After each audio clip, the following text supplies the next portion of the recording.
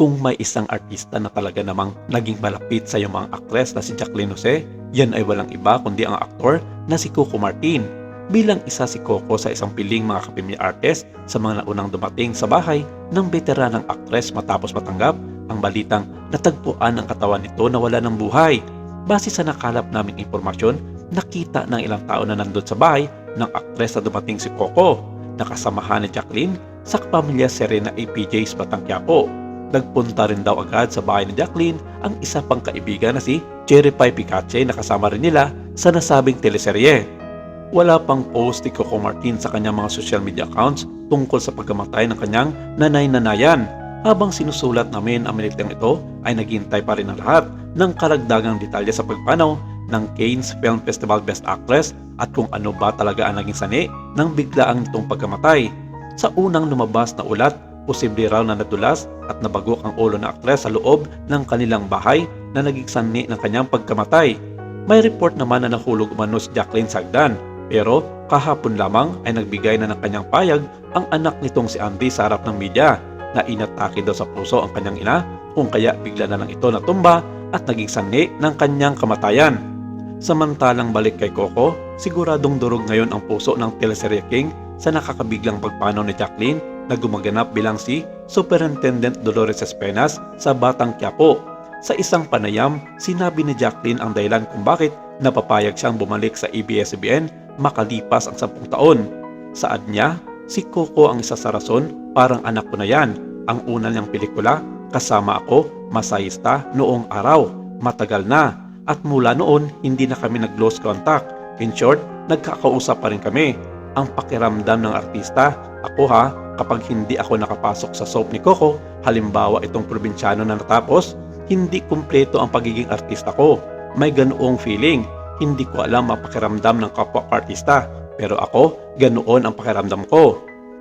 Dito ay kinuwento rin niya na paulit-ulit niyang sinabihan noon pa man si Coco na sumabak na sa mainstream movies, pero ayaw din ito.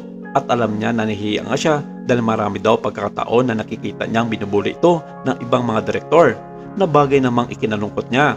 Pero hindi niya ito pinabayaan kahit papaano at sa tuwing nakikita nga raw niya si Coco sa isang sulok, agad niya itong nilalapitan at kinakausap at binibigyan ng lakas ng loob para harapin ang mga pagsubok bilang artista.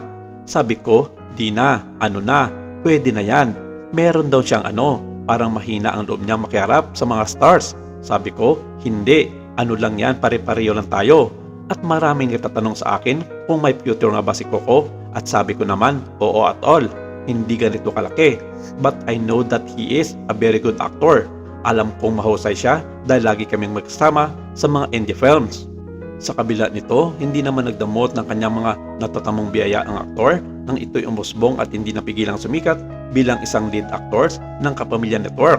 At gaya ng sinabi niya, hindi nakakalimutan ni Coco Martin ang mga taong tumulong at nagpalaki sa kanya bilang isang artista. Isa na nga si Jacqueline Jose na sa simulat sa pool pa lamang ay tinulungan na niya ito magkaroon ng maraming proyekto sa telebisyon. Hanga naman dito ang pumanaw na aktres sa lahat ng mga kabutihan ng kanyang anak-anakang si Coco Martin dahil hindi siya nababakante sa lahat ng oras na kailangan niya magkaroon ng mga proyekto sa ABS-CBN at maging sa Kapuso Network na GMA7. Sa kanyang naging interview kumakailan lamang kay OG Diaz, sinabi nitong isa si Coco sa mga taong hindi niya makakalimutan hanggang sa kanyang pagtanda at hanggang sa kanyang kamatayan. Hinabilin nito na kung darating ang panahon na matapos na ang kanyang buhay sa mundong ibabaw ay wag na wag daw itong ihinto ang kanyang patuloy na pagtulong sa mga veterano at veteranang artista sa pagbibigay ng suporta hindi lamang sa pagbibigay ng mga proyekto sa showbiz kundi maging sa mga tulong pinansyal sa mga may sakit na kasama nila sa industriya. Huwag rin daw sana nitong pabayaan at bigyan palagi ng payo ang kanyang kinakapatid na si Andy Aguinman na gabayan ito sa kanyang patuloy na buhay kasama ang kanyang mga apo. Si Andy ay piniling mabuhay sa malayong mundo ng showbiz kasama ang kanyang asawa na si Filmar Alipayo at ang kanilang 3 anak sa lalawigan ng Siargao. Maraming salamat. Ito lang muna ang ating update for today.